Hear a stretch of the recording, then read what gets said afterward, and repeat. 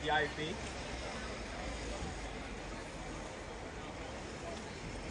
Yes. Great.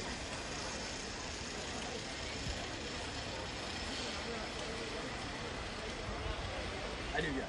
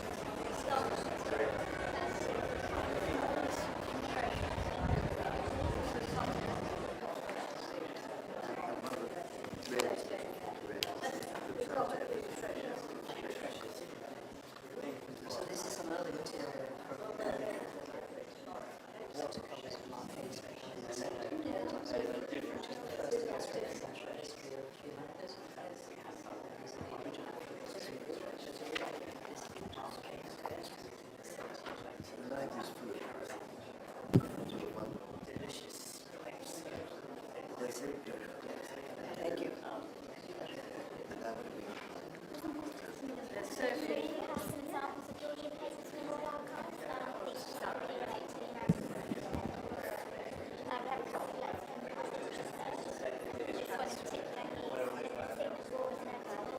Oh, well, that's great. You called it. So these is one of the history illustrations. The maps, Yeah, the map show two particular complex.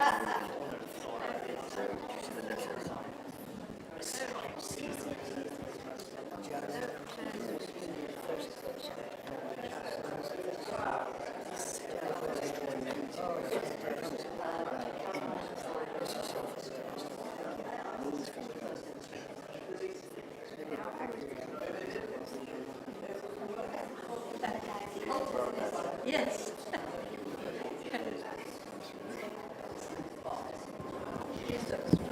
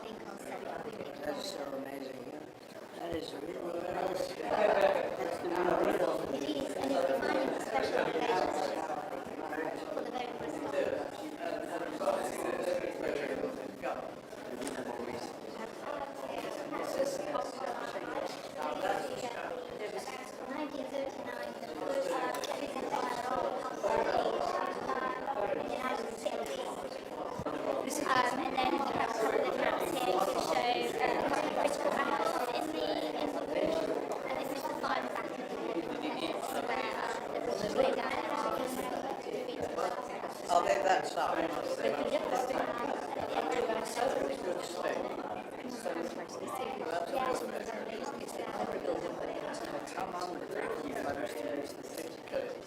these letters are really yes.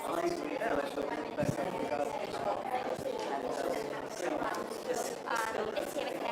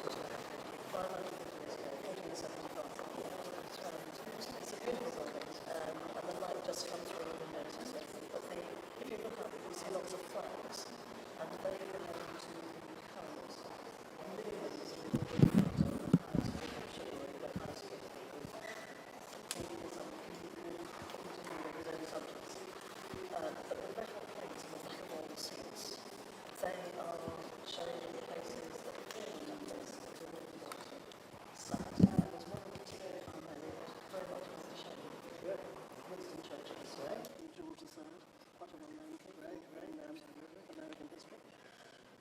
He's one of them. And this is it. So that's the entrance to it. So that's the entrance. So you have a lot there. We do. So we have People some, go down. not very often. Not very Very often. often. No. There are 10 British male monarchs here, plus as they do in South Africa. So we have 11 British monarchs. It's very special for us to look after. A lot of history. It's a lot of history, it is. And sadly, we haven't got time to do all of it today. Oh, that's okay. That's okay. It's a great job you've done. Thank you very much. It's a pleasure. It's a pleasure. And just since I'm in the job, trade and industry and so forth, at the very bottom bit of the window, the much smaller figures, Yes. they all allude to the good works of Prince Albert, Queen Victoria's husband. And you can see this trade and industry, innovation, art and crafts, all things that we're jointly so interested in keen to improve. What a place. What a place. It's been a pleasure having you. Thank you very much. Thank you very much indeed. Thank you. This comes. Very good, yeah. Thank you very much. The Dean will So I think we now need to keep it in time. So, This was a great honor. really.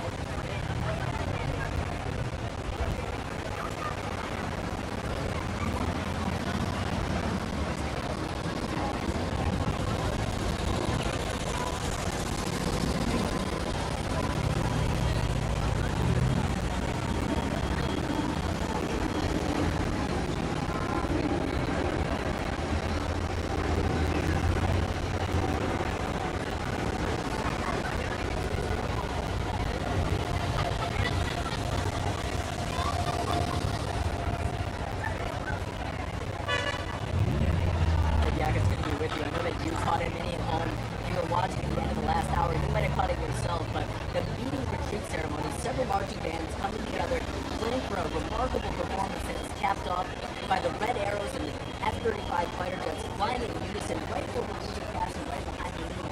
The streak of red, white, and blue behind it. You could hear the crowd outside of Windsor Castle here erupt and cheer as they saw it. And perhaps what is the high point of today, at least what a lot of people are looking forward to, in a day that's filled with this pomp and pageantry that really goes unmatched anywhere else. The President and the First Lady arriving this morning to nothing short of a royal welcome brought by horse-drawn carriage with Prince and Princess of Wales.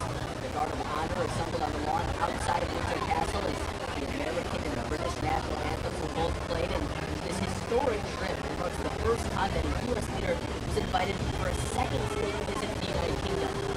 Now, there are some reports of protests taking place in London here in Windsor, but it's not so much the case. The scene is overwhelmingly positive from what we've seen. In fact, we see residents of the United Kingdom, some from the United States as well, gathering along the roads to welcome the president. We do see some wearing their red MAGA caps, some have their flags draped over their shoulders, but a lot also unafraid to show their support for President Trump.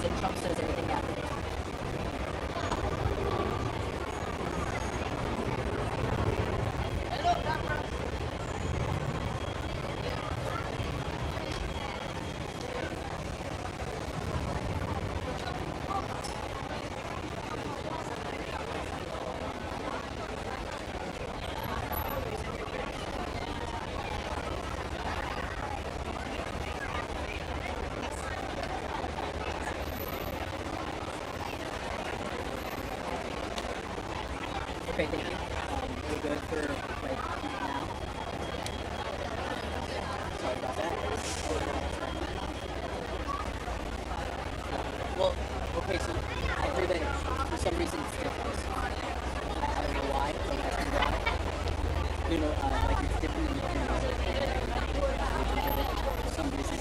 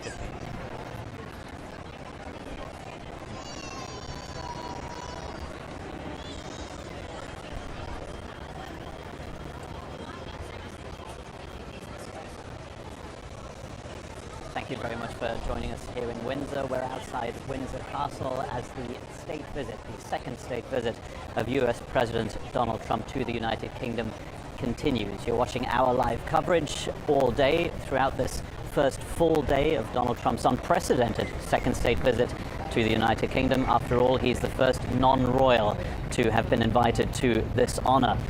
We have seen a lot of action here in Windsor throughout the day, and in fact we are now in the middle of what you might define as a lull in proceedings. We're not expecting to see of anything of the royal family or of President Donald Trump or First Lady Melania Trump over the next few hours before the state banquet begins and the first guests start to arrive. So no one really knows what they're doing, but they are within the grounds of Windsor Castle, and that is indeed where they have spent almost the entire day. A few minutes ago, we witnessed the fly past of the Red Arrows aerobatics team. A few people here in Windsor assembled for that one, knew exactly at what time they were going to be flying over Windsor Castle, and received some applause as well from onlookers. That was the last part of a military ceremony that was being held on the East Lawn inside Windsor Castle. The last time we saw footage of President Trump and of King Charles III before the state banquet. That is going to be probably the highlight of this visit for the first couple. It is going to be the first time also during this day where we will hear directly from Donald Trump and from King Charles. So far, just a few asides from President Trump toward some of the press that has been traveling with him, but nothing of note. That's when we will be hearing their toasts, undoubtedly one of the main moments of this state visit by Donald Trump to the United Kingdom. It's worth, though, looking back at what we have seen so far today. A day full of pomp and pageantry, of course, and also a day that has been designed to impress Donald Trump and leave him with the most positive impression possible of his relationship with the United Kingdom, with the royal family, and of course also with Prime Minister Keir Starmer, who was here in attendance for the military ceremony and for the fly past, and who will be inviting Donald Trump to Chequers, to his private retreat in the countryside tomorrow. All of them present for that military ceremony just a short while ago.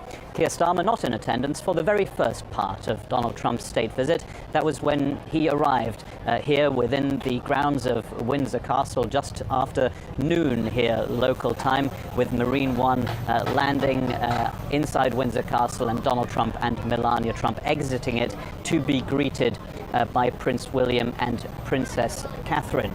Thereafter, they were taken to another part of that official greeting, first contact, if you will, between Donald Trump and Melania Trump with King Charles and Queen Camilla. All of this very much part of a rehearsed spectacle that we have been able to observe large parts of during this day. It also included this much talked about carriage procession throughout the Windsor estate. This is the kind of thing that usually would happen inside the streets of Windsor, right here behind me, where you're seeing some people assemble. They would have been able to see that in normal times, if you will, but in this case, Donald Trump was kept very much behind the walls of Windsor Castle. Compare that to the last state visit. Well, that was in July of this year, and French President Emmanuel Macron also treated to a carriage procession. These are horse-drawn carriages through the streets of Windsor, so there was contact there, not necessarily physical, but there was some contact with the local population there for the French president. That is being kept entirely to a minimum, to pretty much zero today. There is no contact between Donald Trump and any local people and any potential protesters as well, of course. And there are possibilities for that to happen. We've only seen maybe a dozen protesters out here outside the gates to Windsor Castle. A few Donald Trump supporters also here in attendance, notable by their red hats, of course. But Donald Trump also is not expected to spend any time between now, this morning, local time, and tomorrow evening when he leaves Chequers, the private estate of the British Prime Minister. He's not going to be in central London at all. If he was right now, he might be able to observe at least part of the protest that is happening there right now. Thousands of people expected to attend the big protest against Donald Trump, against his state visit that is being held there right now. Let's look back at more of today's state visit, though. There was a part of this ceremony, of the ceremonial day that was taking place outside of Windsor Castle on the grounds of the estate. That was the carriage procession, during which Donald Trump and King Charles were in the leading carriage, if you will. They had one all to themselves and were able to spend about 15 to 20 minutes all by themselves in conversation. The next carriage thereafter, that was for the First Lady Melania Trump and Queen Camilla, also the two of them all by themselves, able to have a conversation before any other events here began. But it was after that carriage procession that we saw the renditions of the national anthems and the departure of Donald Trump and Melania Trump and the whole US delegation to the inside of Windsor Castle. That is where we must presume that they are right now. Again, it's going to take a few hours before we see the delegations again, and indeed before we hear from them as well. Likely to be one of the most important moments, at least in terms of what you will have heard from both King Charles III and President Donald Trump. Of course, these will be speeches that will have been planned very much in advance, certainly on behalf of the royal household, and maybe a little bit more spontaneous on behalf of Donald Trump if he does anything like he has done in the past. Again, it's worth looking at this schedule because today is very much a day that is being spent within Windsor Castle, and indeed the President and the First Lady will be spending the night here. But tomorrow, Thursday, is going to be a different story altogether. This is not really a political visit, with maybe the exception of a state visit always being used for political purposes to impress the visiting head of state, of course.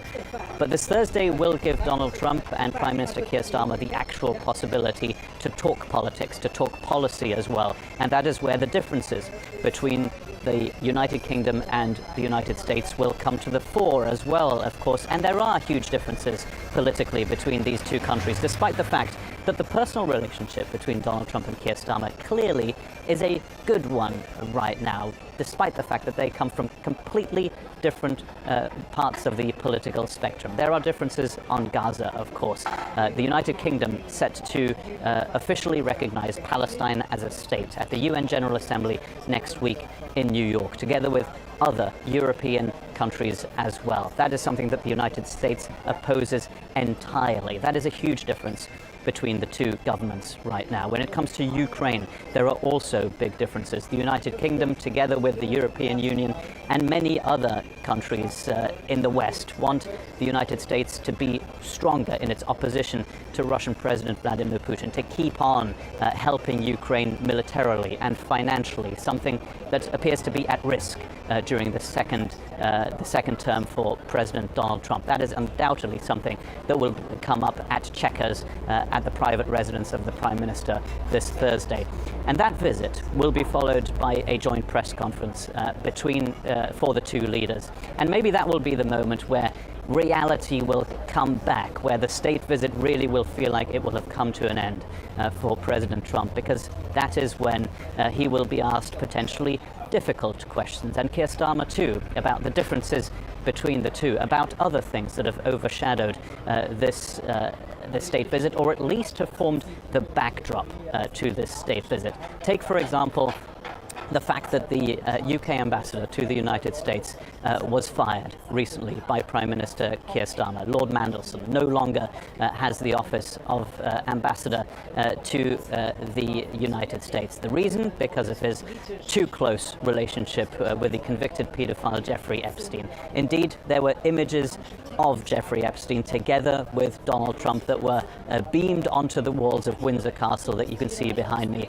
last night. A reminder that not everything is going all that well for Donald Trump right now. This is very much a priority for the UK press right now here in the United Kingdom. Not necessarily the subject number one, if you will, in the United States right now. It's worth remembering that Donald Trump came here to the United Kingdom yesterday to the backdrop of not an increase necessarily in political violence, but the fear of an increase thereof after the assassination of the conservative activist and big Donald Trump supporter Charlie Kirk. Indeed, Donald Trump has said that he will be traveling on Sunday to his remembrance ceremony in Arizona in the United States. So as usual, when it comes to bilateral meetings, when it comes to a state visit, you can look at it through different prisms, through the prism of the visiting head of state and through the prism of the head of state who is organizing this whole event. And that is definitely the case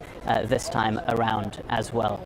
It's worth again talking about the protests, though, because that is an event that Donald Trump will not be witnessing. He is not a popular head of state at all in this country right now. A recent poll mentions that he might have less than 20% of a positive view from people in the United Kingdom.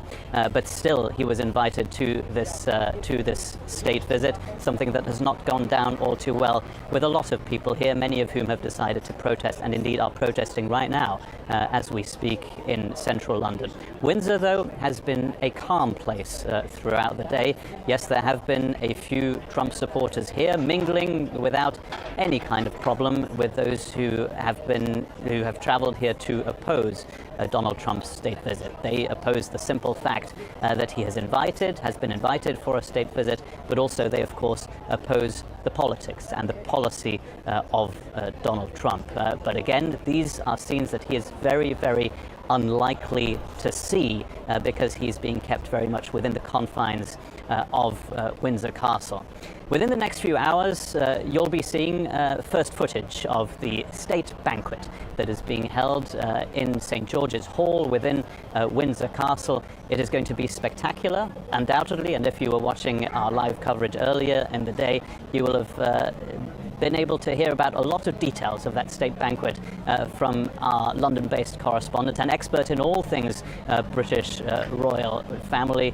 She told us, for example, about the moment where we will find out what these dignitaries will be wearing, and also what kind of jewelry they might be wearing, whether there might be any symbolism in anything that is being arranged around the banquet table. And speaking of which, we already know what kind of gifts have been exchanged between the first couple and the British royal family, and it's worth looking at just the one because Donald Trump was given by King Charles III the flag, the Union Jack that was flown on Buckingham Palace on the day of President Donald Trump's inauguration. Maybe that is a reminder of what the really most important thing is during a state visit. It is to please the person who is visiting, to leave them with as positive an impression as possible. And of course, it doesn't damage that relationship at all if you give the President of the United States a flag that was flown on Buckingham Palace on the day of his second inauguration. So that is one of the gifts that Donald Trump will be leaving Windsor with when his state visit comes to an end. A state visit that has been called unprecedented many times, and there is a simple reason for that. This is the very first time that a non-royal has been invited for a second state visit to the United Kingdom. The last one came in 7 years ago for Donald Trump. That one, though, many parts of which did take place at and around Buckingham Palace. The big difference this time around, everything is very much contained within Windsor Castle. Other heads of state, of course, get invited by the royal family as well, but maybe this one is that little bit more controversial simply because of the timing. There would be some experts who'd say, why is this kind of an honor being given to someone as unpopular as President Donald Trump, and why so early in his second term in the White House? Why use that joker, if you will, during the first year of the 4 years that Donald Trump will be spending in the White House? For him, though, undoubtedly, this is the kind of thing he loves. This is not an opinion, this is not commentary. We all know that that is the case, and he has said so very clearly. He likes the British royal family. He has said it again today. He believes that he is a friend of King Charles III, and indeed, they have spent a lot of time together today. And that is where we are right now. They are all inside Windsor Castle right now. The next time we will see them, and you'll be able to see this on our live feed, will be footage that we'll be getting from the royal banquet that is going to be held tonight inside Windsor Castle. That is going to be tonight at 8 p.m. local time, make that 5 p.m. Eastern time. And the next time I'll be on to get you more details of what is happening inside Windsor Castle, what is happening here outside, and to take a look at whether the protests in London are getting bigger, and share the footage with you. That will be at 7 p.m. Local time here. Make that 3 p.m. Eastern time. That is the next time we will be on air together. And we, of course, invite you to keep watching our live coverage of all the events surrounding this second, and again, unprecedented state visit by President Donald Trump to the United Kingdom. And if you're watching our live coverage right now, be it on YouTube or on our website on apnews.com, it's because we have journalists on the ground throughout the world. And if you want to support this kind of unbiased and independent journalism, we invite you to, again, visit our website and give us your support. That's at apnews.com/donate, apnews.com/donate. Of course, we would very much invite you to give us your support. And we thank you as well for watching our live coverage of this state visit. We'll be back soon with much more. Also auf die Frage, was da eigentlich heute los ist, kann man eigentlich sagen, dass hier ist damals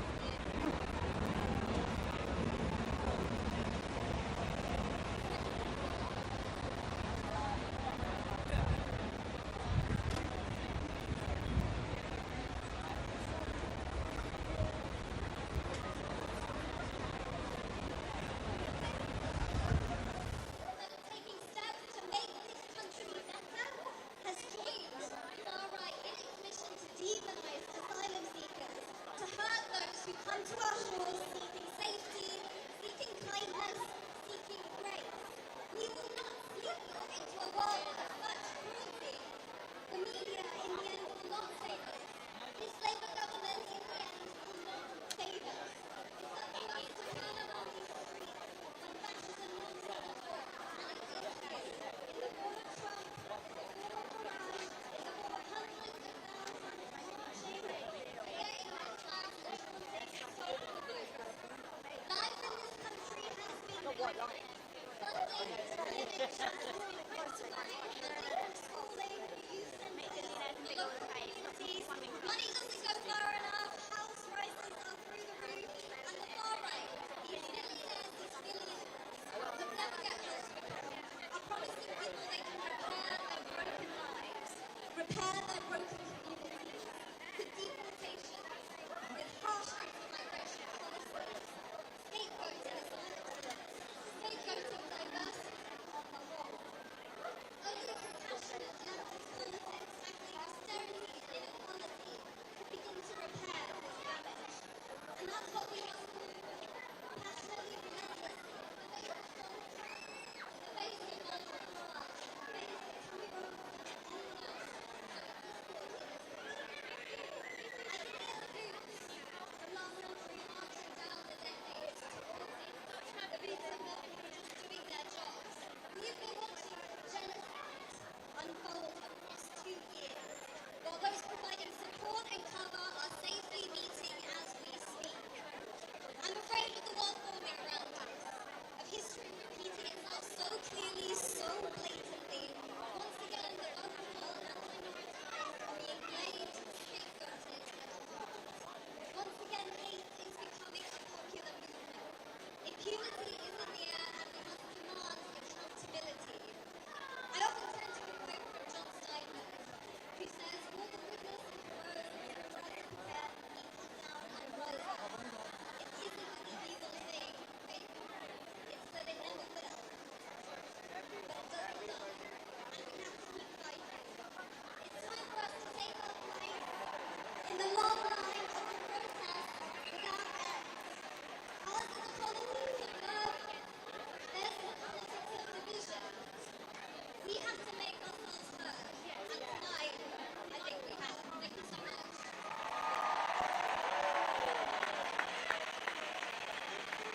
Commissioner Patel, will you please now welcome to the stage from Save British Farming, give a massive round of applause to Ollie Fletcher. Hello, I speak for Save British Farming. We have brought our tractor, you might see over there, and we are very proud to stand with you today because we fight against substandard food. We do not want chlorinated chicken coming into this country. We do not want hormone-fed beef. Trump has come to this country to refine his trade deal. He will be dining with the King, trying to convince Starmer to sign a free trade agreement. We must make sure they know that our food standards and our health are off the table. Starmer has forced the move the UK-US economic prosperity deal without parliamentary scrutiny. He used a negative procedure as statutory instrument. Parliament in this country is no longer sovereign. The executive is, with their unelected advisors. If, while dining with the King, Starmer is convinced to sign a free trade agreement with America, British farmers will not be able to compete on price with the processed American stock. Our standards are too high and our regulations are too strict. But if Starmer signs away our food security, if Starmer signs away our food production to appease Trump, he will also be signing away our security. We will be reliant on America for our sustenance. They will have us by the leg. He will also be signing away our environment. We have our animal welfare regulations and our environmental measures for a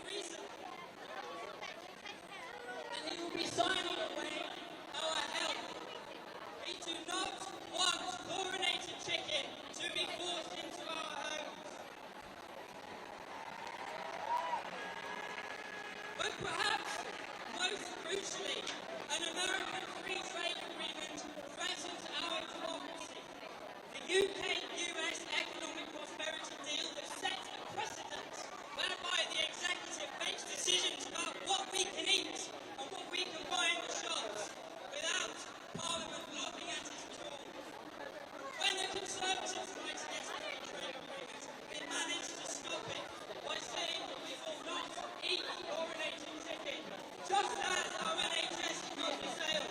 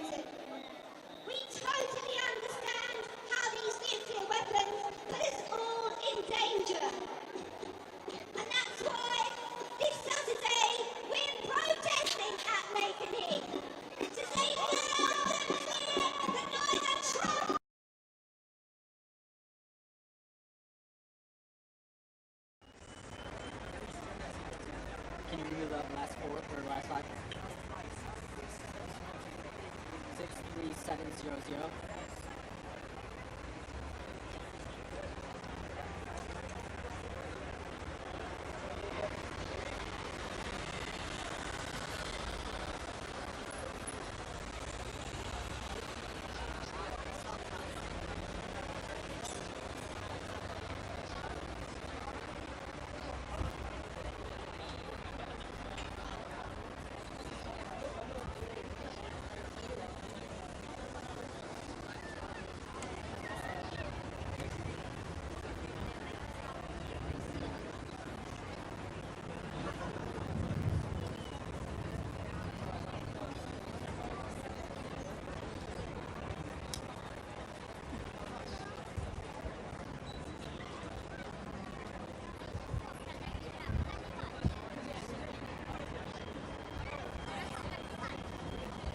Hey, yes.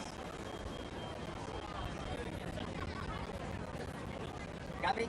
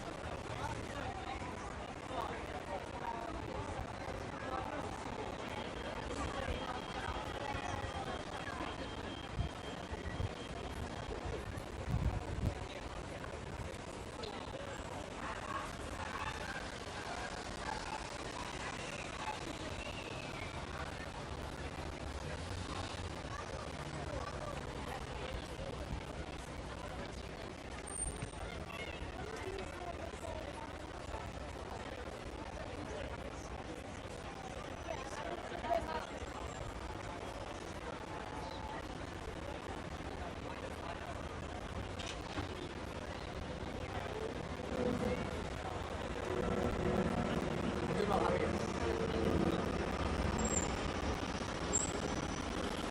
Yes.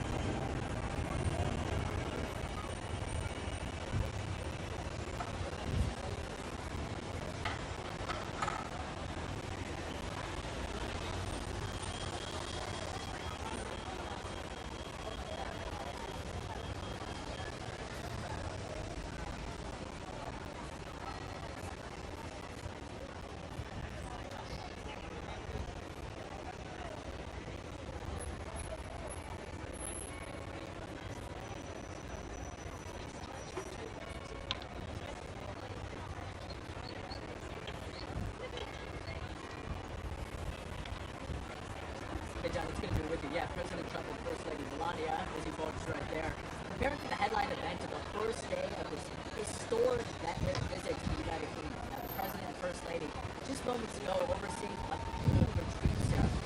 British marching bands coming together for what can only be described as a spectacular performance, capped off by a rather unforgettable moment as well. Red arrows flying overhead, a stream of red, white, and blue flashing across the sky, met with applause by all of those people that were watching outside. Now, the royal family moments ago releasing these images.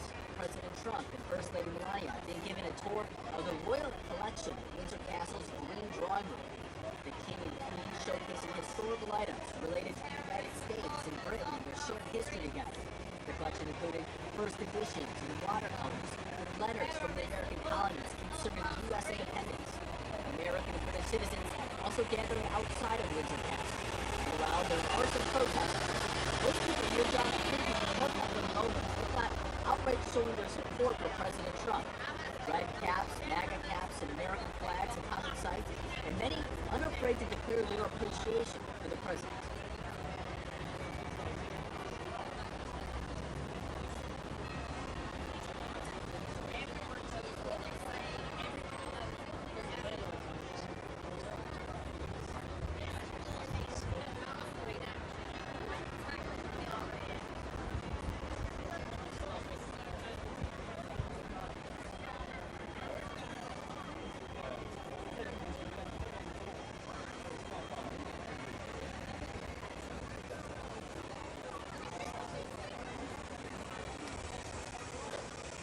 Now, tonight's banquet is nothing short of extraordinary as well, taking place inside the 1,000-year-old castle with a 164-foot mahogany table laid with 200-year-old silver with speeches expected from the king and, of course, from President Trump, which we can assume will also be a sight to see or at least hear. So hopefully we'll get a glimpse of what that sounds like, maybe an update from the president after that.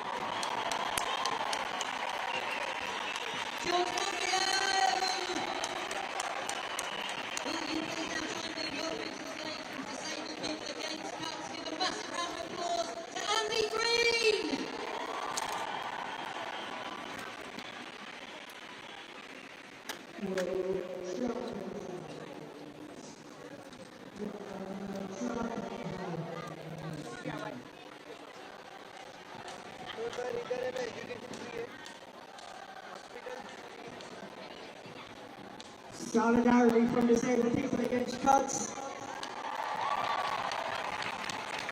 Okay, this fucker is dangerous, right? Because we know that what he says from the highest seat resonates down onto the school yard and the bullies who operate there and on the streets and in the workplaces and in our communities. His attitudes and actions are reflected in our daily lives. And we know that his attitude towards disabled people, migrants and other marginalised groups is absolutely horrific. And his language and his actions is absolutely dangerous. We know when you start to other and marginalise and pick on groups that are seen as not able to fight back, what happens? People are pushed to the edges. People are forgotten and fall through the cracks. Not us, not disabled people. We have fought back every single time in this country and around the world, and we will continue to do that.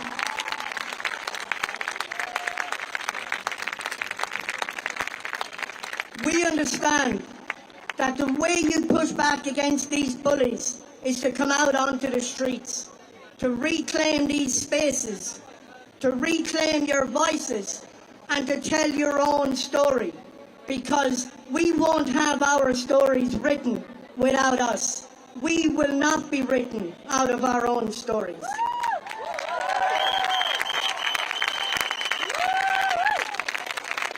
We have fought for and earned our place in this society and in communities and societies across the globe. We understand what resistance and organised resistance means. It means supporting one another. It means showing solidarity, and it means turning up. So give yourselves a big round of applause for turning up and showing solidarity this evening.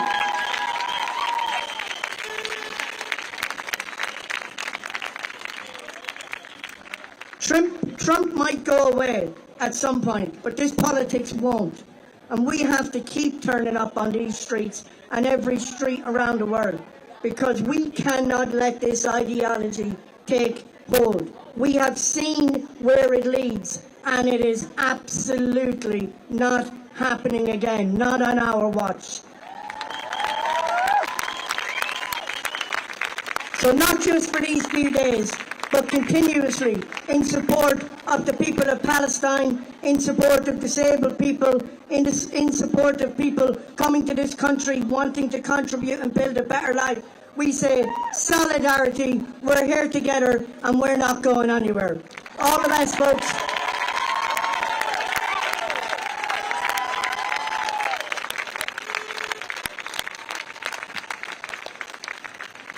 Thank you very much, Andy Green! Give it up. Listen, there's no easy way to say this. I've got someone's freedom pass. Someone has dropped their freedom pass. The name on it is Martina Rohr. That's R-O-H-R. If my A-level German is still functioning, I think that pronunciation is correct. Martina, if you are still here, somebody will have it down the front there. Otherwise, I'm keeping it and will be exercising my right to free travel on London public transport. Okay, thank you, yes. Cheers for fraud. It's time for our next speaker. Will you please join me in welcoming from Freedom from Torture, Kolbasia Hausu!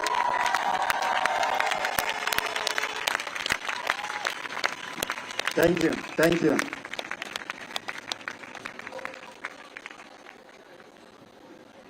Wow.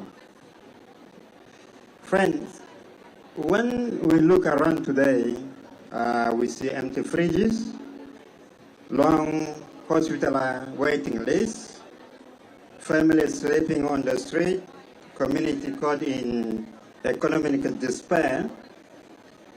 These are not inevitable. They are not accident fate. Yet somehow we're told to believe that they are the fault of immigrants, of minorities, of so-called worklessness. Always an enemy within, always someone without power.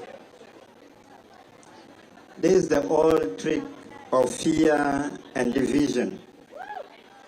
It is made more dangerous when politicians speak with hatred or when our leaders stay silent. And last weekend, we saw what happened when a lie is dressed up as a revolution. People march for not justice, but in the service of chaos. I speak to you not as an observer, but as someone who has lived. Okay, thank you. So I speak to you not as an observer, but as someone who has lived this before. In the country many of us come from, we won't know how freedom can be taken away, oppression reigns, human rights are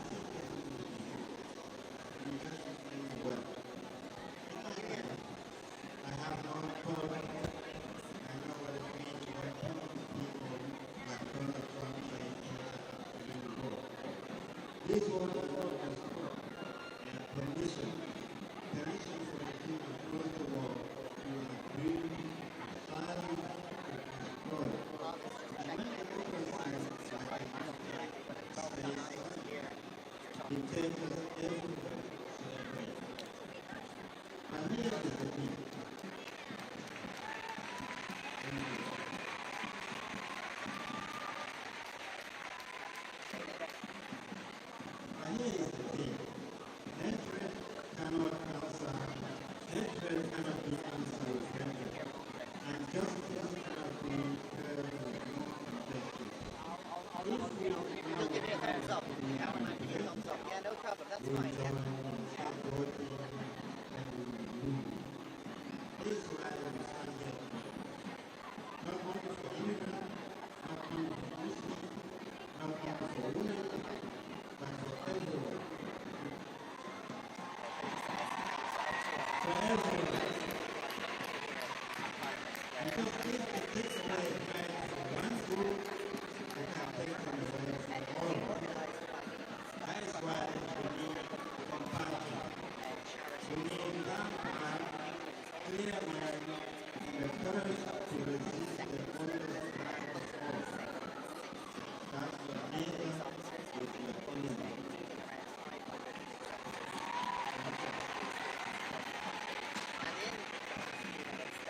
We are at a crossroad. We can choose silence or we can choose peace. We can choose division or we can choose alliance. I say to you, stand up, stand together, stand firm, because the fight against culture, against hate, against oppression, it is not only about protecting some of us, it is about protecting all of us.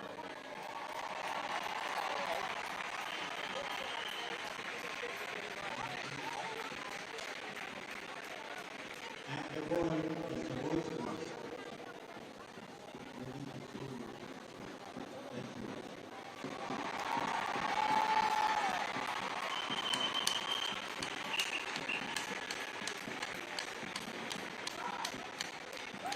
Well, back in house, give it up, everybody! Now, we're going to go untrusted guests from Fossil Free London. Some very exciting information about something that's happened within the last 24 hours. Please give a massive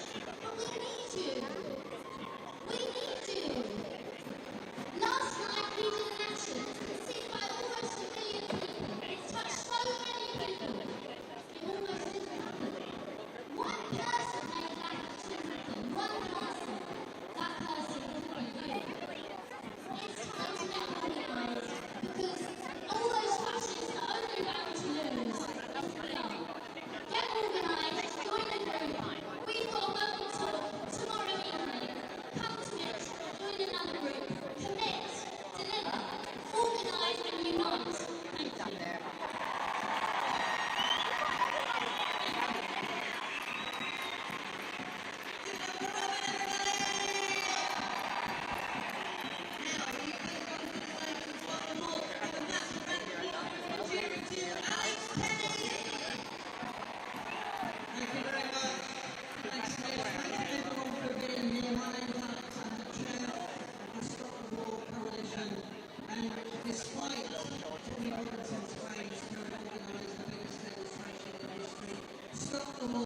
Organise the biggest demonstration in our country's history against the Iraq war, where we had over 2 million people on the streets. We still hold the record. But let me tell you, we are now all continuing to the genocide.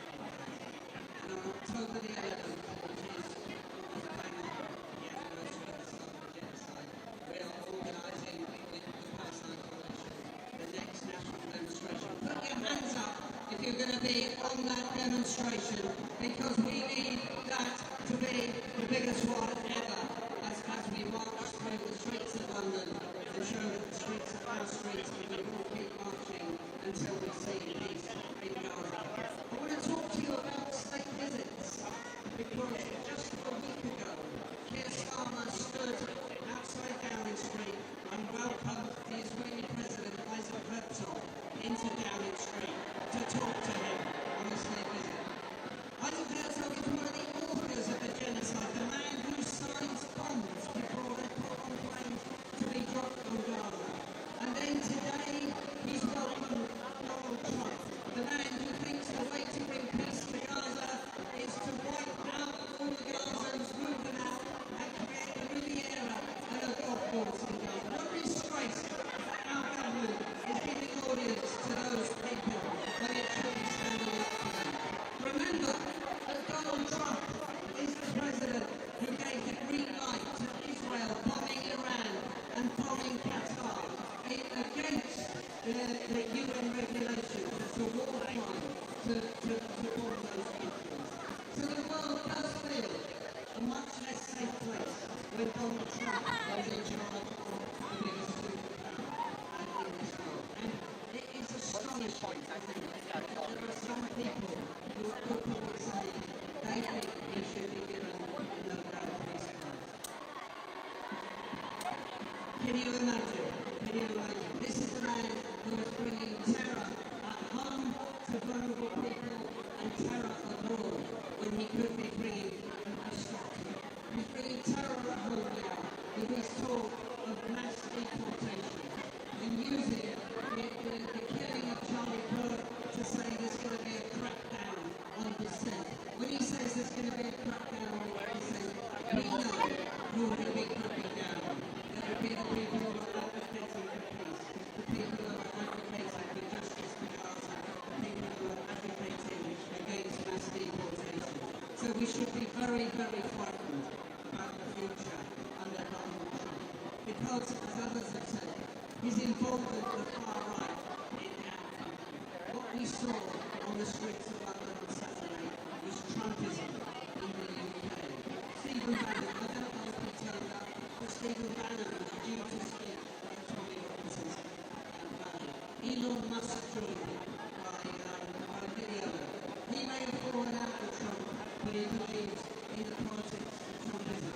And can you imagine Elon Musk on video link just down the road there saying, call for violence, call for people to rise up, call for the overthrow of the British government. Can you imagine if one of the speakers here today had called for the overthrow of our government or called for violence on the streets? You won't hear us saying that, but can you imagine that Elon Musk was allowed to do that on our streets in London? My final message to you is, as others have said, we're living through very polarised times. There's a real polarisation in our society, not just here, but abroad. And it feels very, very scary for my generation and for other generations. And it feels like we're in a battle. We're in a battle for the soul of our country. We're in a battle for the soul of the world. So my call to you, and I'm joined with others in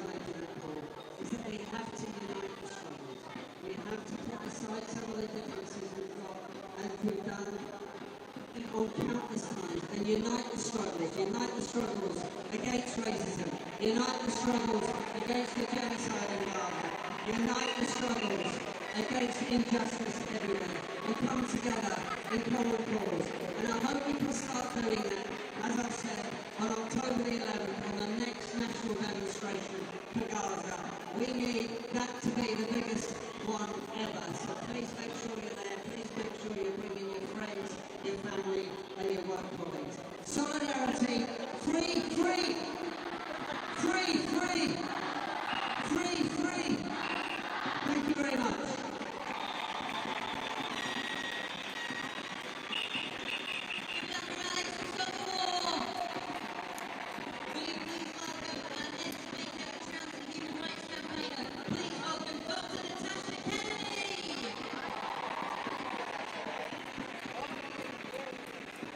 In the US, Trump has introduced loads of anti-trans measures, banning trans healthcare, encouraging bullying of trans kids in schools, sports bans for trans kids, including imposing genital inspection for girls' schools, making universities more transparent, encouraging media disinformation about trans people, and the Trump election campaign spent $250 million on anti-trans adverts, the biggest single expenditure in that campaign. And now Trump is trying to use the current shooting as an excuse to ban trans people from owning guns, which is exactly what the Nazis did to the Jews in 1938. Trump has created such a climate of fear amongst trans people in the US that many of our trans and non-binary friends there now live in exile in Europe and elsewhere. And yet, most of what Trump is doing in the US is also happening right here in the UK under a Labour government. The healthcare bans, trans section 28 in schools, media charging transphobia from the hospital's care while hermetically excluding trans journalists, banning from sports, including fun runs, supporting people who advocate violence against trans people, trying to make universities more transphobic, a toilet ban which would make life impossible for us, an even worse one than in the US. All of which have been brought in without any vote in Parliament at all. And yes, a lot of British trans people have also already moved abroad to places like Ireland, Spain and Sweden. We know that what happens in the US comes over here. And we need to ask, has Starmer sold trans people for a deal with the Orange fascists? Transphobia is now essential to fascism. It's not peripheral, it's front and centre. It's a core component of fascism. If you're transphobic, you are a fascist. To quote inspirational trans woman Mara Blakely, how politicians treat trans people now is indicative of how they will treat everyone eventually. To finish, I just want to say, I also hear from my grandfather. He was killed in World War II fighting fascism.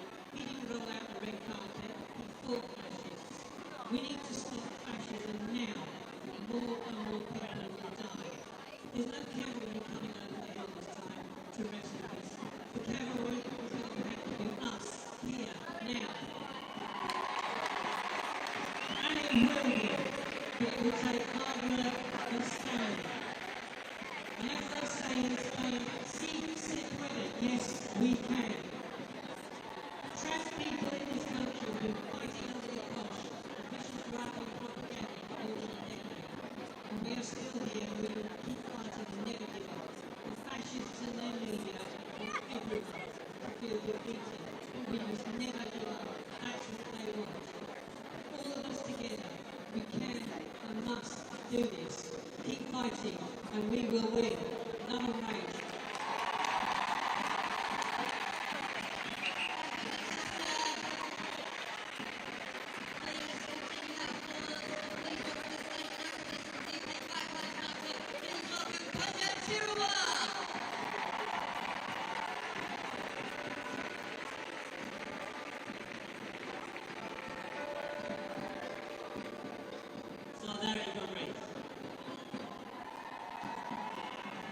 see so many people out here. It's a real privilege to be here and speak on behalf of Black Lives Matter UK.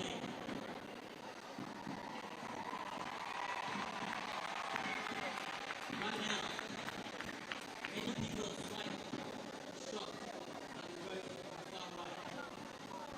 They have seen in London last week over 100,000 protesters marching for Tommy Robinson.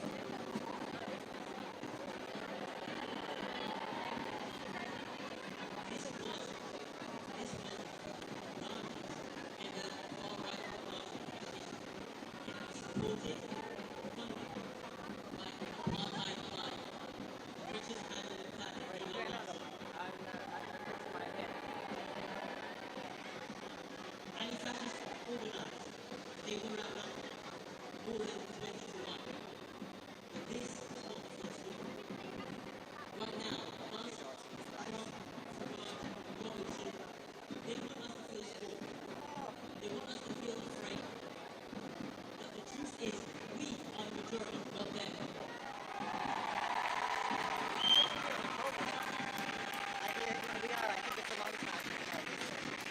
We've already proven in recent months, in recent years, we have brought people out in their millions for Black lives and for Palestine.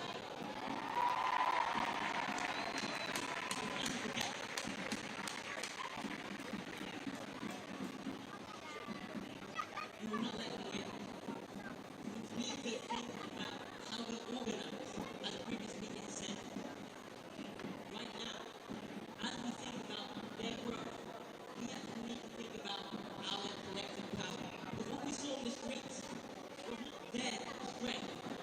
It was racist retaliation against our collective power.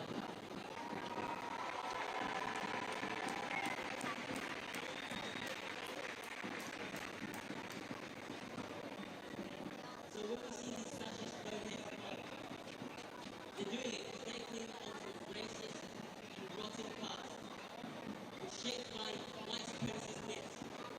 But what we will do, we are organising for a future that is rooted in care, in solidarity, and in the basic fact of our shared humanity. And friends, we know that their politics lead. Their path, it leads to more race riots, greater inequality, and ultimately genocide. Where is our country? Where is our strength? We know that when we look at our history, our path causes us to win greater freedoms for all. We can win. No, I'm not talking that when I get here to Windsor Castle. For all. And that's what they hate. So we're going into Windsor Castle, then going into BC. How dare you sexist bastards claim that they are marching for women I tell you that. How dare they? We know Trump the bastard is the greatest dictator anyone wants to tell.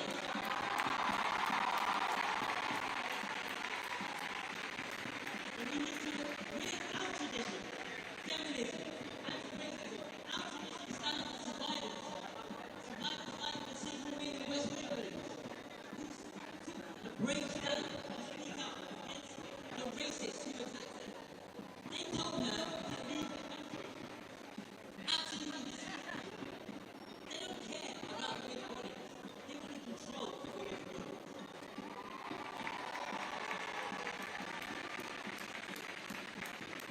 So when we face this daunting task of fascists on our streets, organising in their tens of thousands, we have to look back at our history and claim the heritage of generations that gone before us. Generations before us faced fascism worse than we're facing today, and they've won. Generations before us racialized white blood movements, reorganized and stood up emotionally in the black church in the 1930s. They stood up and fought front in the 70s and 80s. My generation organized and stood up to the EPL of the 2010s and 2010s, the 2010s. Right now, we reclaim our heritage, we organize in our tradition, we organize on reaching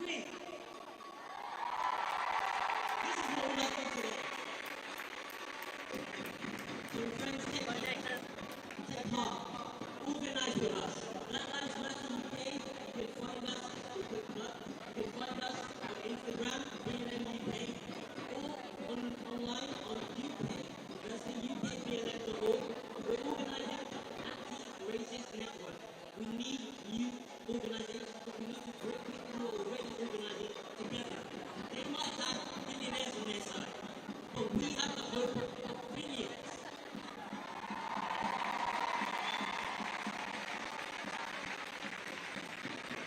Friends, I'm going to end with just a few more words.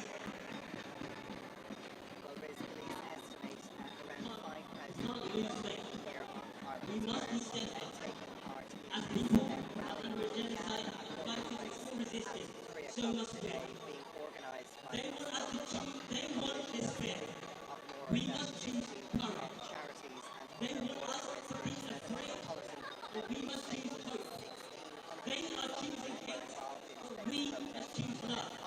Let's organize together, and let's take the promise of generations before us. There's no good model. Here to stay, here to fight. We see Black Lives Matter, we believe in the same thing. Here to stay, here to fight.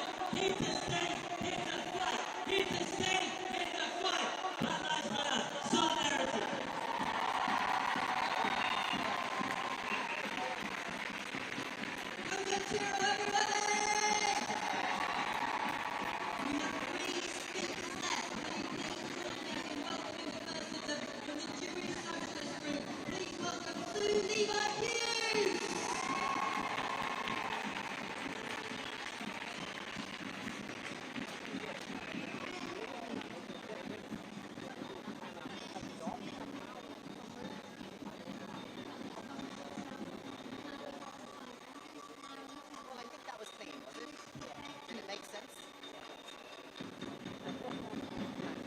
What channel are you guys?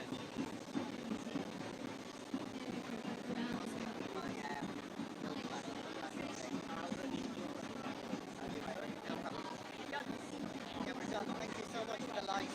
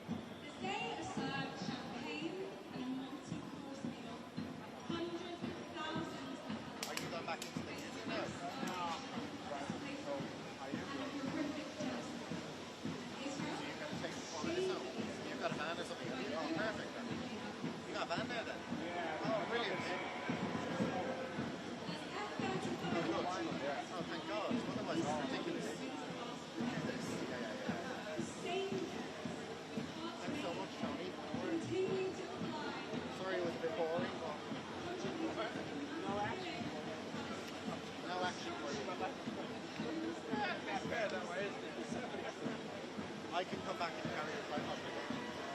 As Trump and staff died Sure. See you again. Take care of yourself. You take care of yourself. Doing all right? You're home? Hey, mate.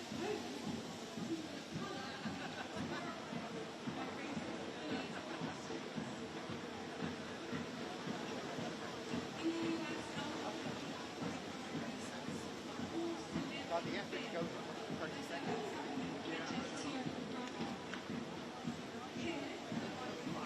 But in fairness, I was here doing radio all afternoon. here, our government has still failed to honor conversion and trans communities their basics. In the US, people Miles away.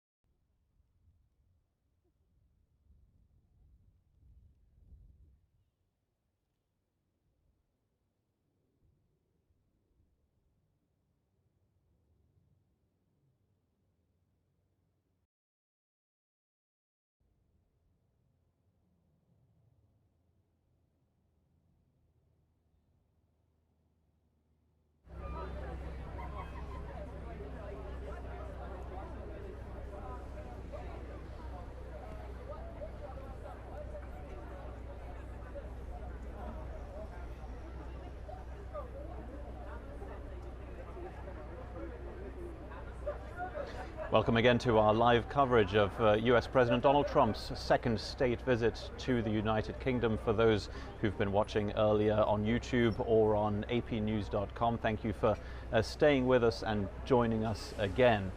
We're now at a moment of this state visit here in Windsor, and you can see Windsor Castle right behind me, where we are waiting for the state banquet to begin. That's in St. George's Hall within Windsor Castle. This is the place you can see behind me where this whole state visit has been happening today. President Trump and First Lady Melania Trump have spent the whole day within these walls, quite a long way from the public. In fact, anybody who might have wanted to catch a glimpse of the presidential couple, or indeed of any members of the royal family, will have been disappointed, and that includes any protesters who might have wanted to get close to those participating in this state. Windsor Castle, we can hear a few voices, a few discussions. President Trump and the fact that the state visit was organized in the first place, and others who are supporters of him. Entirely peaceful here in Windsor. But as we speak, there is a large protest happening in central London. This is specifically a protest against Donald Trump's policies in the United States and against the UK government's decision, and indeed the royal family's decision, to invite him to a second unprecedented state visit. We say unprecedented because it is indeed the very first time that a non-royal, in this case a US president, is invited to a second state visit in the United Kingdom. The first one was for President Trump during his first term in the White House. At that moment, he was invited by Queen Elizabeth II. And speaking of the late Queen, this is one part that we didn't see any images of during Donald Trump's state visit. He went to the place where the late Queen was laid to rest. That's inside St. George's Chapel. We have seen footage of him meeting members of the young choir there, but then the moment thereafter was entirely private. We haven't seen any video or photo footage thereof of the President and the First Lady laying a wreath at the tomb of Queen Elizabeth II. A very serene moment, one must presume, and of course a particularly thoughtful one. President Trump is believed to have been a fan, maybe even a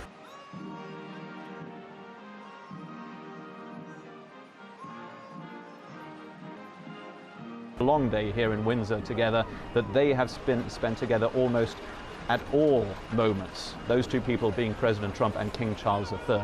And let's now go back to what we have already witnessed today, starting with the welcome ceremony that was organized and set up within Windsor Castle for US President Donald Trump. This was the moment where he was greeted officially by King Charles, also by Queen Camilla, and they then were able to inspect a guard of honor at length before entering Windsor Castle later for a private lunch. It has indeed been a day of a lot of pomp and pageantry.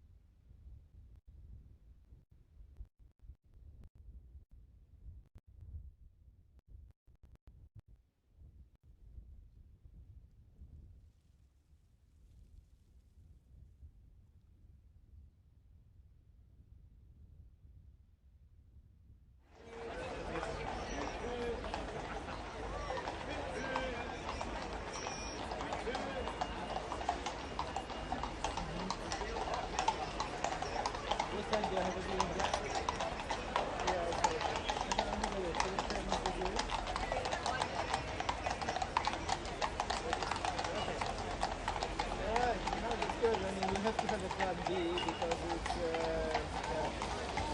you cannot put all the eggs in the basket of hard rock and then it happens.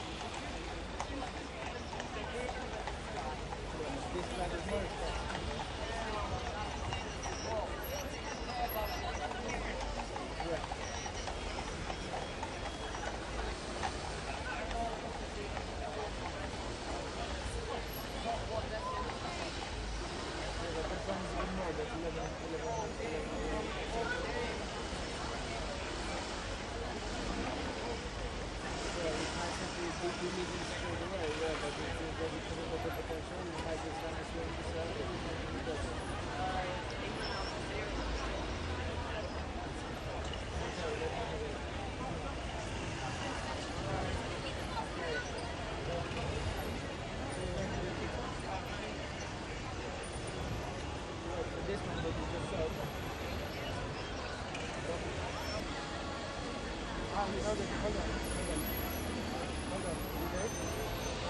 Natalia sellers pulled out. They started to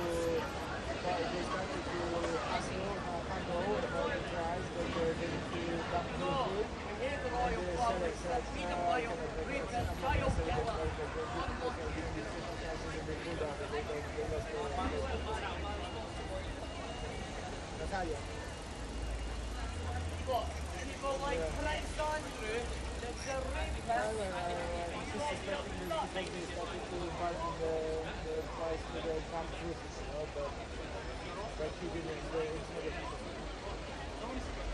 We're slaves to them. They don't care about us. They don't care about us. What? Have they been telling me? Because they're putting the prices up on petrol. Dude, of course it is. Of course it is. Chain or two more, or chain. Well, you're telling me the government and the royalists aren't following it stick together.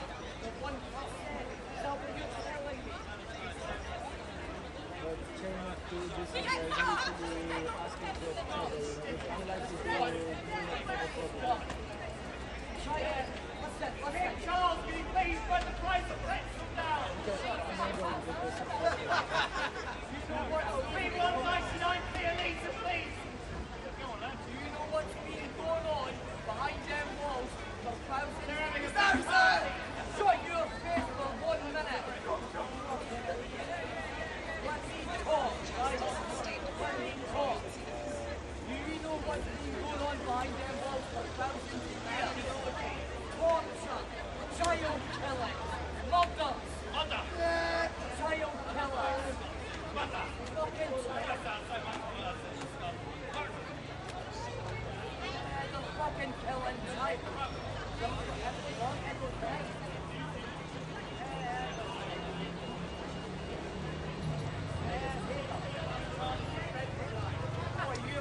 What are you racist, are you?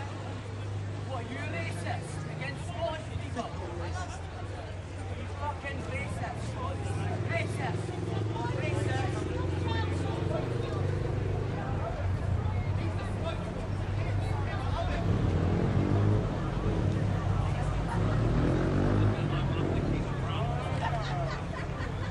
Welcome back to Windsor and our live coverage of Donald Trump's state visit to the United Kingdom, and apologies for the technical trouble we had a little bit earlier. We are currently awaiting the arrival of all of the guests for the state banquet that will be held within the next hour in St. George's Hall inside Windsor Castle that you can see behind me. This is the most, probably the most spectacular moment of this state visit, despite the fact that this has been a day that has been filled with pomp and pageantry. This is most likely still going to be the moment that will give us some of the images that will be remembered the longest from this state visit, and also some of the words of King Charles III and President Donald Trump, because this is going to be the first time tonight, just before the state banquet begins, where we will actually hear from both of them. It has been a day that is relatively rare, certainly in President Trump's reality,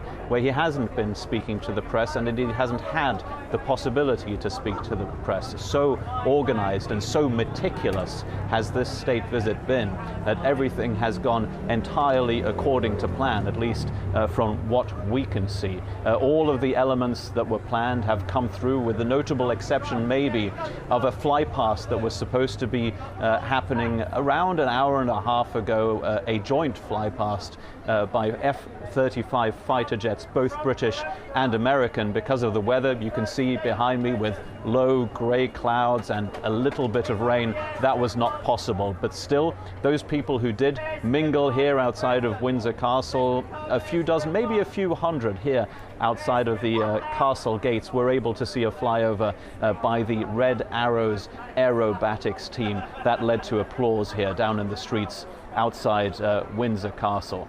Now, we don't have a guest list yet for this state banquet. That will be made official as it begins, but of course one can presume at this point that almost all members of the British royal family will be present, and that almost all of the members of the US delegation who have accompanied President Trump and First Lady Melania Trump during the state visit here in Windsor will be present as well. We have, of course, seen the first couple of the United States, but we've also seen the likes of Secretary of State Marco Rubio, Secretary of the Treasury Besant has been here as well, Steve Witkoff, the lead negotiator on everything on behalf of the Trump administration. When it comes to Gaza, when it comes to Ukraine as well, he is present here as well as other members of Donald Trump's inner circle, the likes of his chief of staff, for example, press secretary, and many other. This is, of course, one of those visits that are very rare for a US president, and in this case, unprecedented for a US president to be invited twice on a state visit to the United Kingdom. That explains why there are so many members of his administration present and who wanted to be here. And those who have been here close to President Trump, and indeed those members of the royal family and the royal household who've been close to the action, have seen quite a few spectacular events today. And let's take you back to what we have seen so far today during this state visit to the United Kingdom by President Trump, starting with the welcoming ceremony that happened outside of Windsor Castle. That is where President Trump and First Lady Melania Trump were greeted by King Charles and by Queen Camilla, and they then got to see the Guard of Honor, inspected the Guard of Honor, as is traditionally the case during a state visit. It doesn't necessarily always happen in the same place, but this state visit, of course, was different to others, not just because it's the second one for President Trump, but because it was entirely contained and is entirely contained within Windsor Castle, that you can right here in Windsor. This has been called a ring of steel that has been put up around this castle. In other words, the security measures that have been put in place here to make sure that everybody is safe.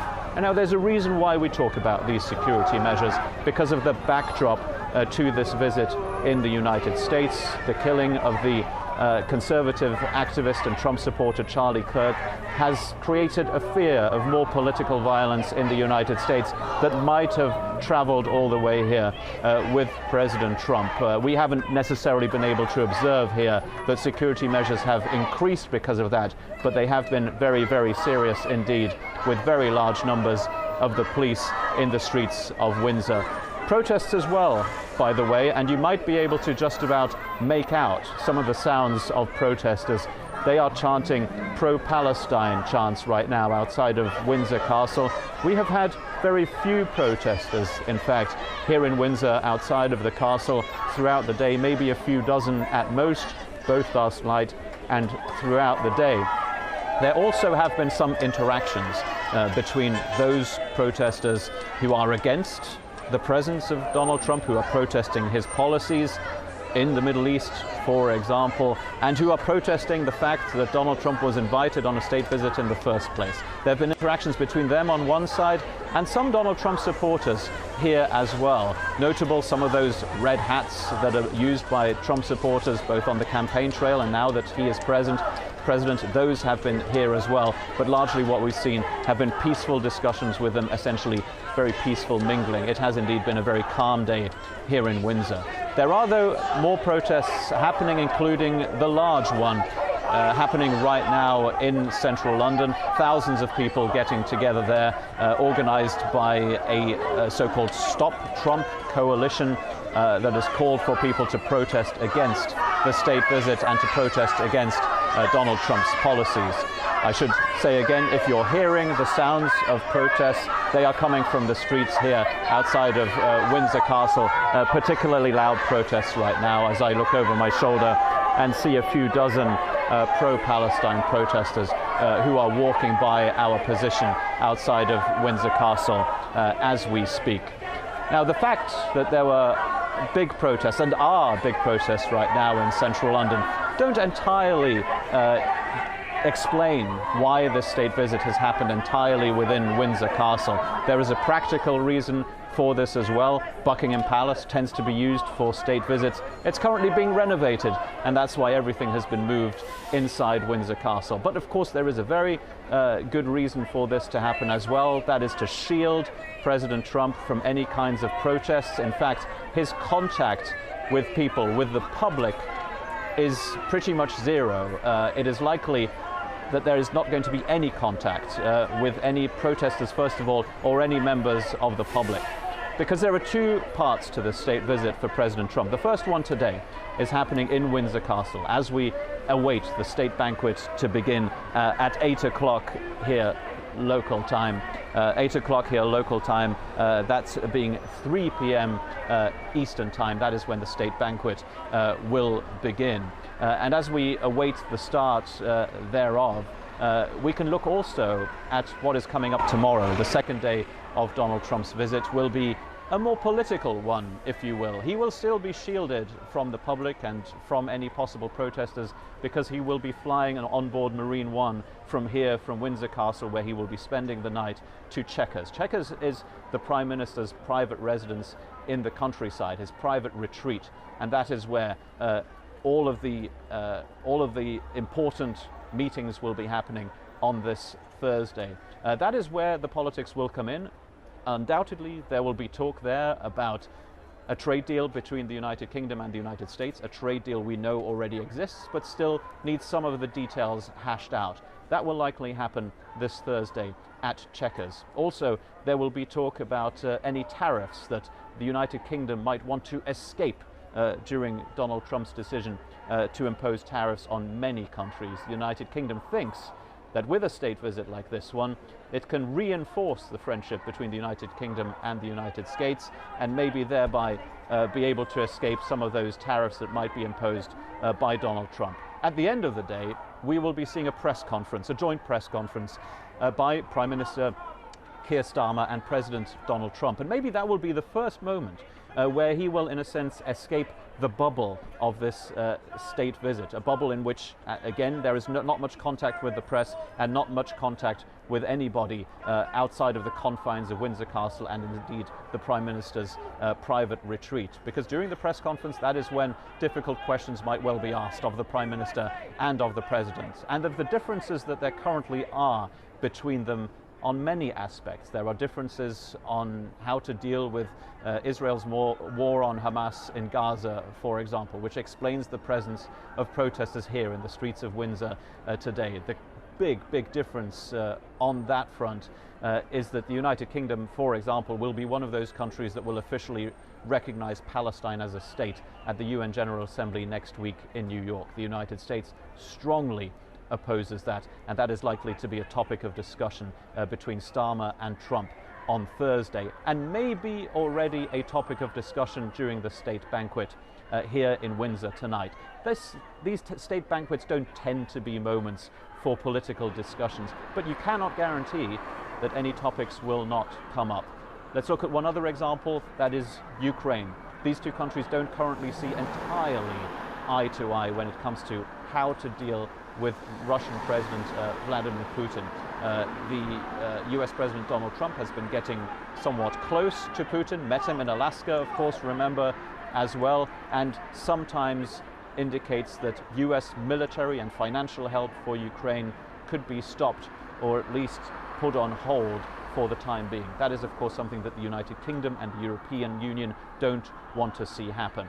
That is the kind of topic that could come up, not necessarily between President and king tonight at the state banquet, but could come up between other members of the Trump administration and members of the royal family and anybody else who might be invited to this state banquet, as we expect right now guests to arrive at Windsor Castle for that crowning moment, if you will, of the state visit for Donald Trump. It's worth going into some of the other events that have happened today, some of them out of view. We mentioned earlier the fact that the US President visited St. George's Chapel, for example, within the walls of Windsor Castle. That is where Queen Elizabeth II was laid to rest, and that is where he, together with the First Lady, laid a wreath. That is a moment from which we have no video or photo footage, a very solemn and a very private moment for the President of the United States, who was fond of the Queen and who repeatedly has said over the last 24 or 48 hours that he considers King Charles to be very much a friend of his. Right now you're able to watch footage of guests arriving at the state banquet that is expected to begin within the hour. These of course being guests whose names have not been made public so far, but who are slowly but surely arriving here at Windsor Castle to enter this castle and take their spots at some point before 8 p.m. local time. Again, that's 3 p.m. Eastern time. That is when the state banquet will begin. And we are expecting to hear the toasts from King Charles and from President Trump at that state banquet. We don't know yet whether we will be able to bring that live to you or whether that will be footage that will be brought to us later on and that we will then be able to play out to you on this live coverage that we have from Windsor Castle.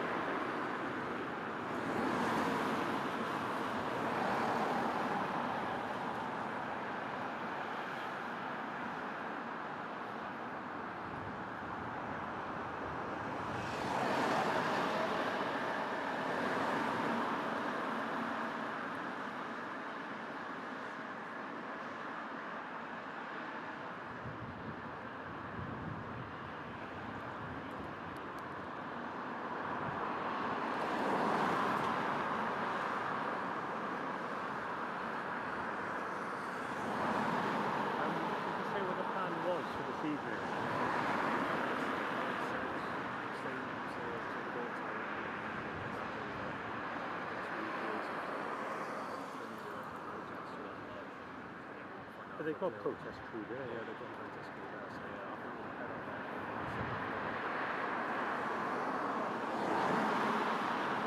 Again, BMW 07. I think people are driving more.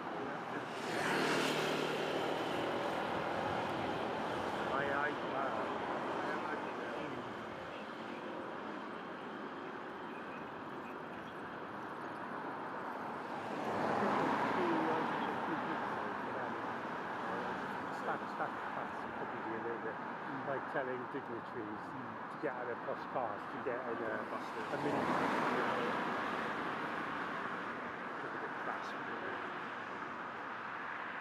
That's the shot. So I'll just leave it on there.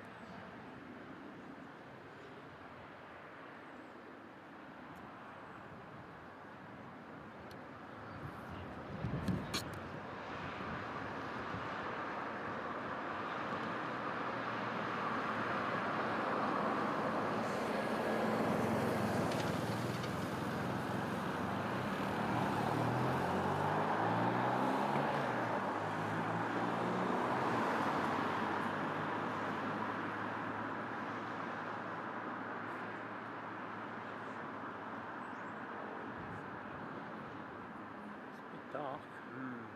Yeah.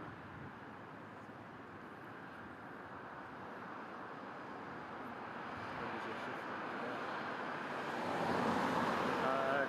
10:30. I left home about 8:45, but I did spend that 30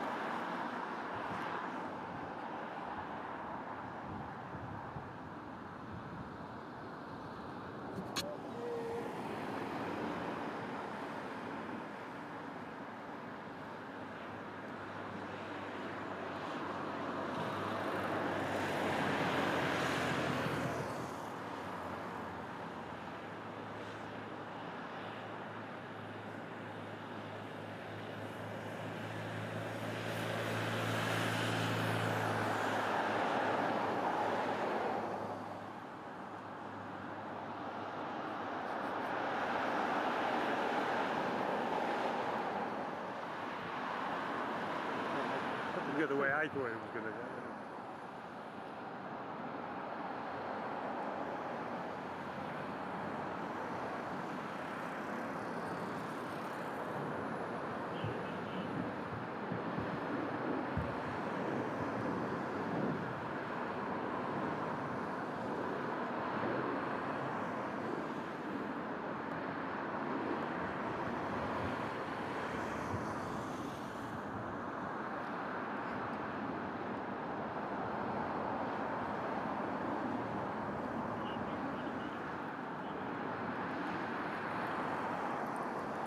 Tell me if you see, if I'm looking through the viewfinder, just tell me if you see anything coming with lights or coming from that direction. Yeah.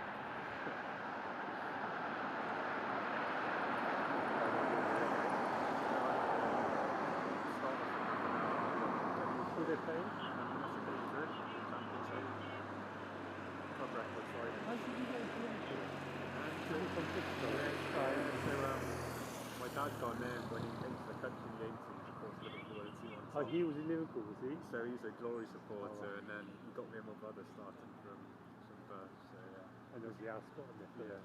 No, it was like, my choices were either Liverpool or Middlesbrough. So my mum's half of the family from Middlesbrough. Oh right, you're Glory hunter as well. Yeah. Once my uncle sat me down and said, "You've got this choice, Middlesbrough or Liverpool," and I went, "Okay, I'll go Liverpool." No pressure. Yeah.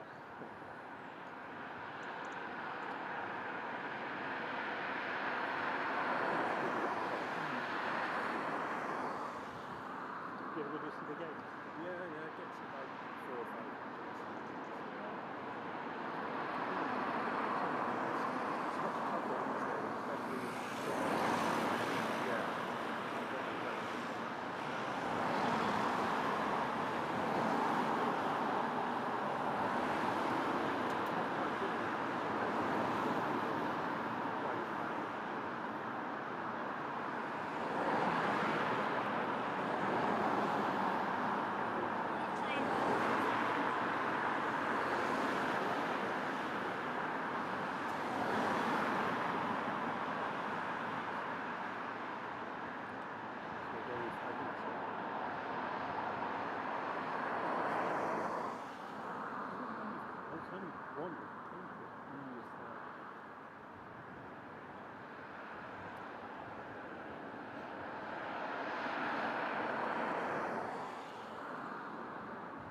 My grandfather was a Liverpool supporter. My mum said, "Oh, she wasn't sure if he was Liverpool or Everton, but he was Liverpool."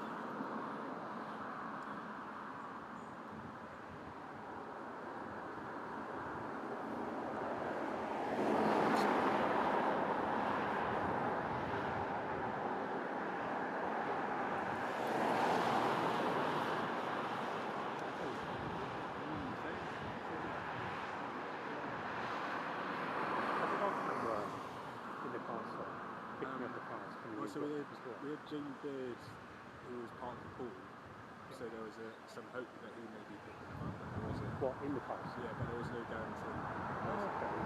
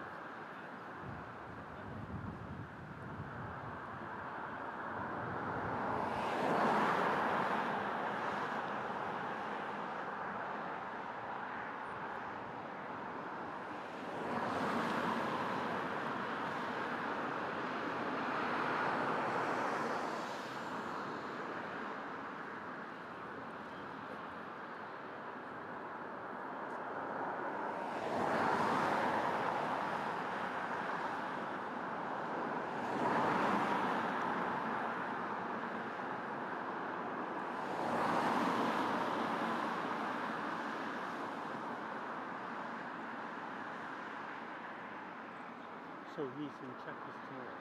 Yeah. From what time is he in Checkers to Stansted? It seems like mid-afternoon.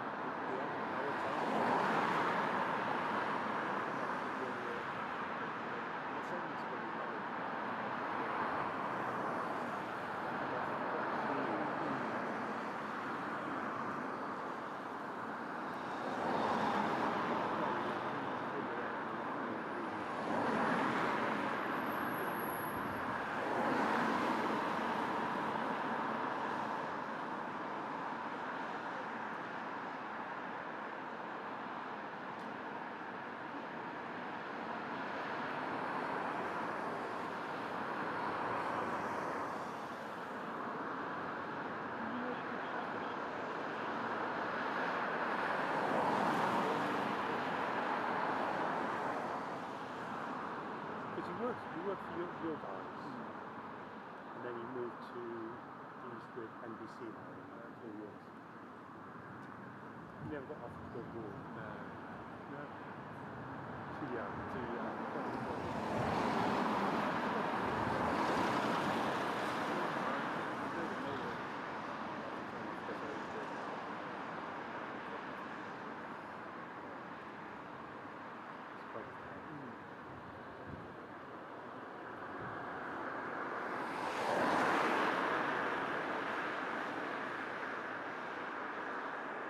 So check with George if he wants us to pack up in 2 minutes.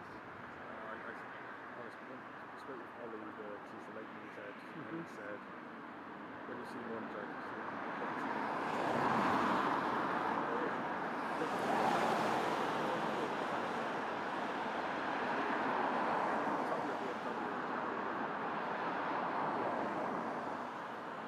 It's a Jag, it's actually UK.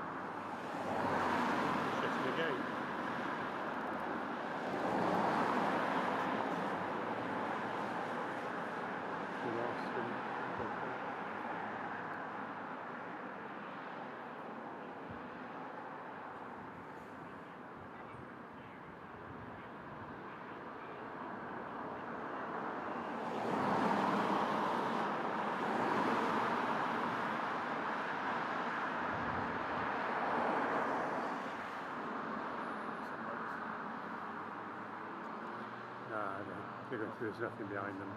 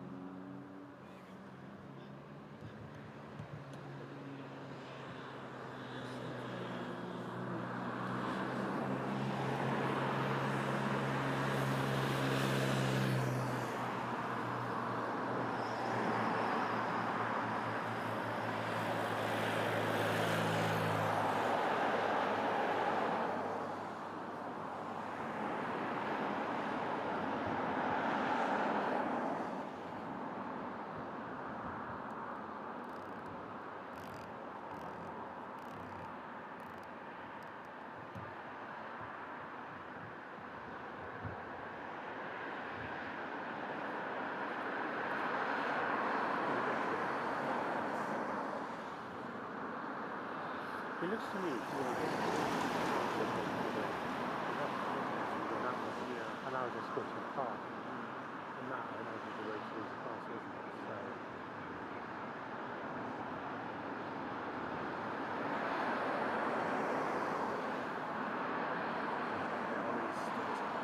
okay. Do you give them? Oh, do you give them see our ring? Just get them to shut off. Save the recording.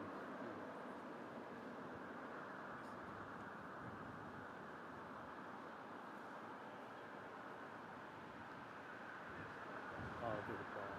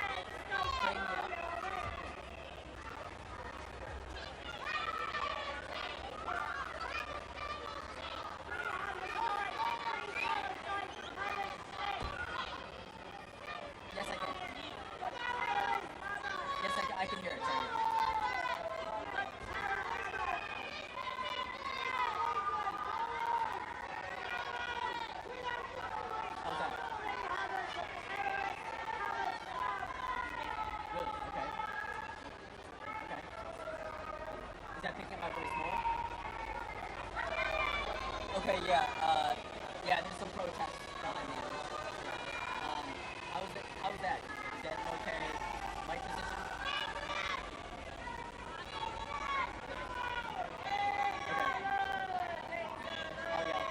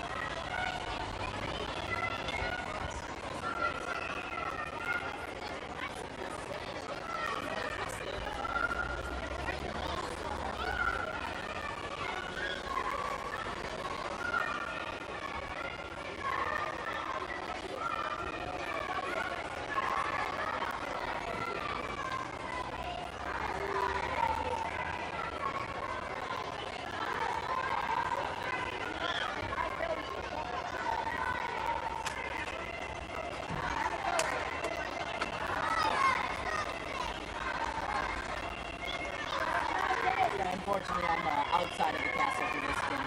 Maybe next year, or the next state visit. Trump's third state visit, perhaps, in the United Kingdom. A lot of people are going to get mad about that comment, but it's something mentioned right there. President Trump, First Lady Melania, preparing for the headline event on this first day of his historic second visit to the United Kingdom. But this is just capping off a day of really extraordinary scenes that we've seen from start to finish. The president and the First Lady, before this dinner, overseeing a beauty retreat ceremony, British marching bands coming together for this spectacular performance that capped off an unforgettable moment. Red arrows flying overhead with a stream of red, white, and green flashing across the sky. Met with applause by those that were watching here outside of Windsor Castle. Now the royal family, moments before that, releasing these images of President Trump and First Lady Melania being given a tour of the royal collection of the Windsor Castle's main drawing room. The King and Queen showcasing historical items related to the United States and Britain and their shared history together. That includes the collection including first editions and watercolors and even letters from the American colonies concerning U.S. independence. American and British citizens gathering outside of the castle. And while there are some protesters, as you can hear behind me right now, most of the people here throughout the day are here just to be part of the moment, if not outright show their support for President Trump.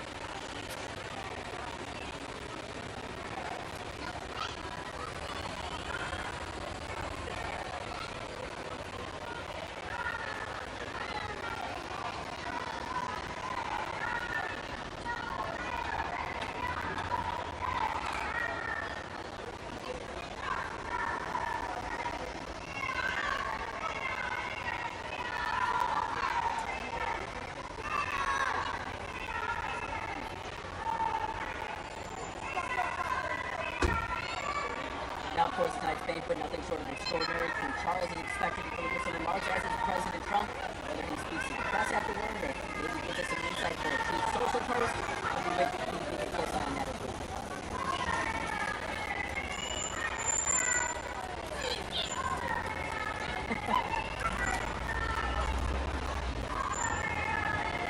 Might be jail time in response to that, but I'll try.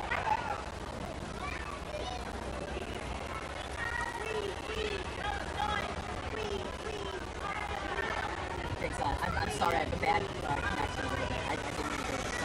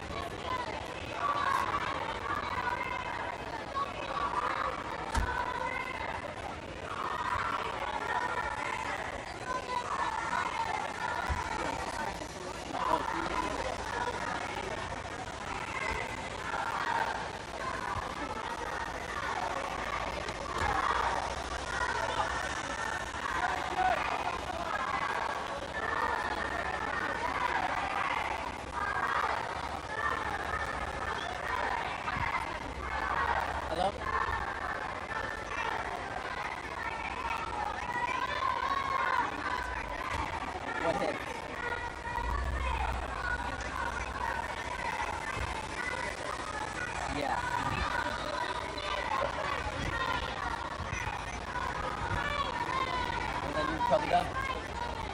Yeah, then go get dinner, get a drink. Are you on with Greta though or no?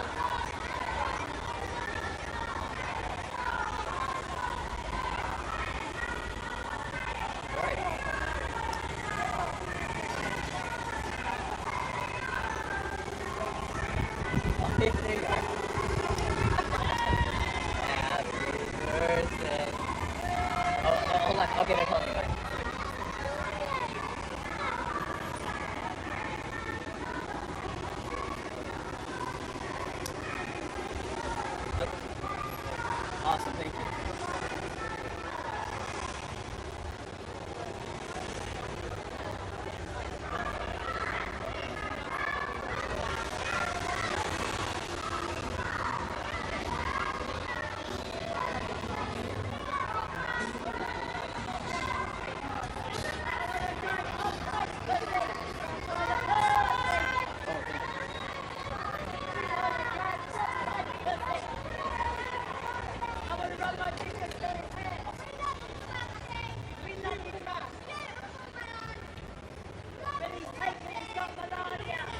Hey, is it?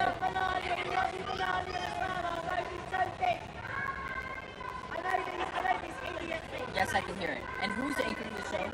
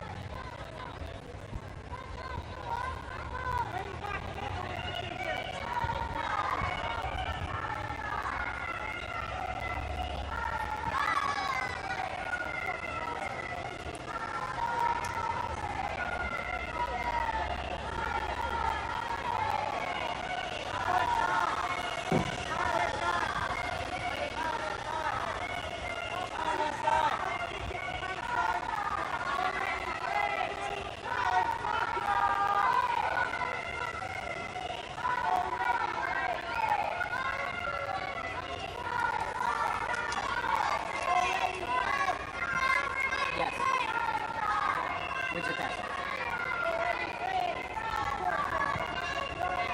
Great, thank you. Yes, thank you.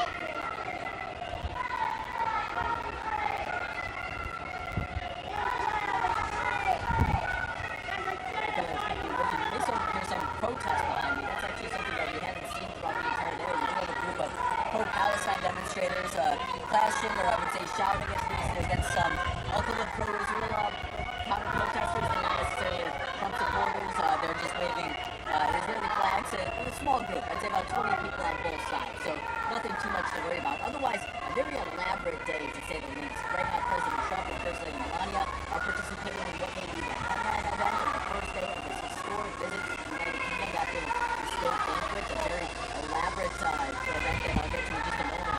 That came after what was maybe the other headline event of this entire day. The President and the First Lady overseeing a beating retreat ceremony. A British marching band coming together for this spectacular performance capped off by an unforgettable moment. Red arrows flying overhead with a stream of red, white, and blue flashing across the sky, met with applause by all those people that were outside. The royal family also releasing these images of President Trump and First Lady Melania being given a tour of the royal collection at Windsor Castle's green drawing room. The King and Queen showcasing historical items related to the United States and Britain, and the two countries share history. The collection including first editions and watercolors and letters from the American colonies concerning the U.S. independence. American and British citizens also gathering here outside Windsor Castle, and while there are some protesters, as I was mentioning, most people really here just to be part of the moment, if not outright show their support for President Trump. Red caps and MAGA, some saying make England great again. Other people drank in American flags. But many also went afraid to declare their appreciation for President Trump.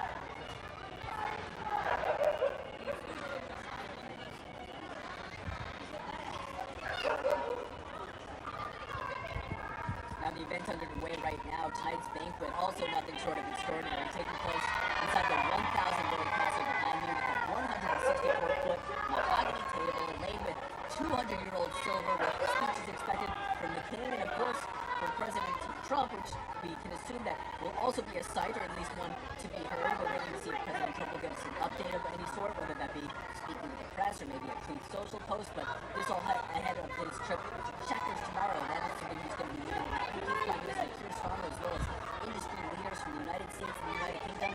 Kelly, that is when policy and the economics will really be on the table today, more so about the pomp and pageantry that's taking place.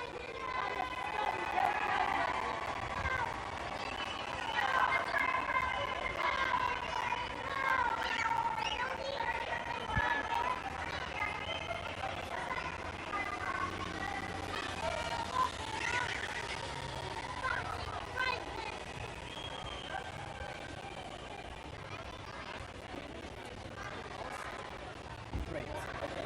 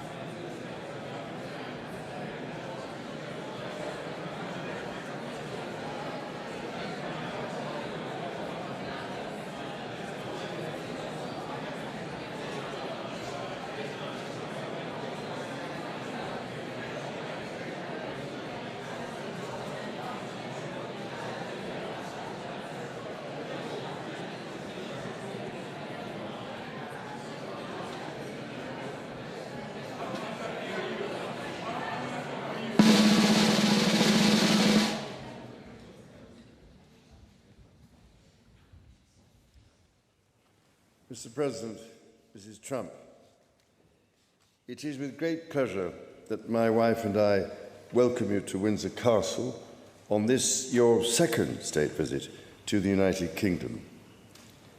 This unique and important occasion reflects the enduring bond between our two great nations, anchored by the deep friendship between our people. This relationship, which, with good reason, we and our predecessors have long called special, has made us safer and stronger through the generations. Our people have fought and died together for the values we hold dear. We have innovated, traded, and created together, fueling our economies and cultures through myriad forms of exchange. We have celebrated together, mourned together, and stood together in the best and worst of times. Mr. President, as we approach the 250th anniversary of the Declaration of Independence next year, it is remarkable to think just how far we have come. I cannot help but wonder what our forebears from 1776 would make of this friendship today. The rebel commander and pioneering First President George Washington famously vowed never to set foot on British soil. And my 5 times great-grandfather, King George III, for his part, did not spare his words when he spoke of the revolutionary leaders. Today, however, we celebrate a relationship between our two countries that surely neither Washington nor King George III could possibly have imagined. The ocean may still divide us, but in so many other ways, we are now the closest of kin. Mr. President, you have spoken of your pride in your British roots.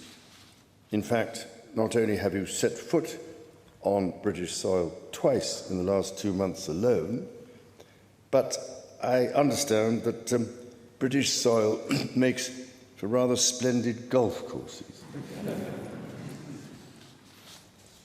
Now, for my part, I have always admired the ingenuity of the American people and the principles of freedom which your great democracy has represented since its inception.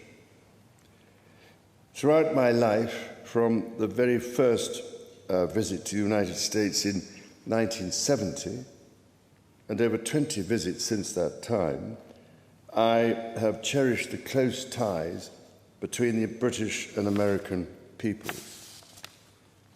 In fact, had the media succeeded in the 1970s in their own attempt at deepening the special relationship, I myself might have been married off within